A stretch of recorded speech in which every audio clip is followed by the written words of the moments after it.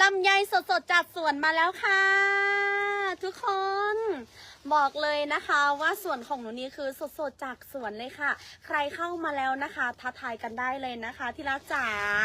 ที่รักค่ะวันนี้นะคะหนูนี่ให้โปรวันสุดท้ายแล้วนะคะเพราะว่าอาจจะหมดรอบนี้ก็คือไม่มีแล้วนะคะที่รักจ๋าแล้วก็วันนี้ก็คือจะจัดโปรแบบสวยๆให้กับพี่ๆทุกคนได้เอฟอีกครั้งหนึ่งนะเพราะว่ารอบก่อนหน้านี้ก็คือหนูนี่จำกัดออเดอร์เนาะแล้วก็พี่ๆหลายคนแบบเยอะมากเลยนะคะที่แบบว่า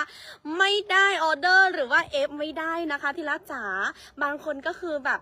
หลังจากหนูนี่ไลฟ์สดเสร็จแล้วก็เพิ่งมาเอฟทีหลังอะไรอย่างเงี้ยก็คือแบบเกินออเดอร์ไปแล้วหนูนี่ก็เลยรับไม่ได้นะคะแต่รอบนี้ค่ะหนูนี่รับจำนวนจำกัดนะคะที่รักจ๋าลำไยลูกใหญ่ๆโตๆค่ะคัดไซส์พิเศษนะคะเป็นไซส์ AA กับไซส์ A นะคะหรือว่าเป็นภาษาที่แบบว่าที่เรารู้จักกันคือ